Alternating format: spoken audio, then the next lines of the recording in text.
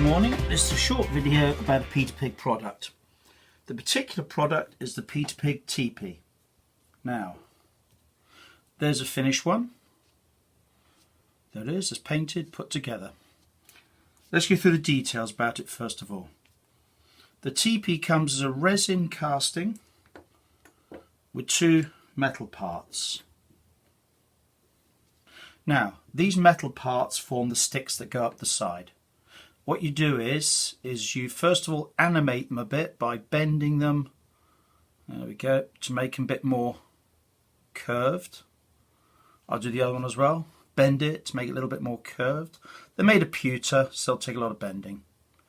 Then you pop one in the hole in the top, pop the other one in the hole in the top, and a spot of glue. Now, that's the assembled one. With a bit of super glue would do it. Once they're put together, I recommend use a brown undercoat. Brown is not quite as savage as black, and it gives quite a nice texture. Then there's a fully painted one. I'll lean that one over. Now, the two poles at the front are the smoke flap poles. Those poles in real life attach these little flaps there, and they can be moved around to let the chimney or the smoke flap go in different directions. There'll be a small fire inside in the centre of the teepee. This is a full-size 1/100th scale teepee, so it's not just a miniature, it's meant to go with your figures. Now, I put some tooth decorations on the bottom. A lot of teepees actually didn't have any decoration at all. Now, to help you put decoration on when you want it, there's a thin etched line on the model, a thin etched line that goes all the way around. That could give you guidance in case you want to put a red band on it, or some zigzag, or anything like that. There's the hatch at the front, and there's the stitching or the parts that hold it all together.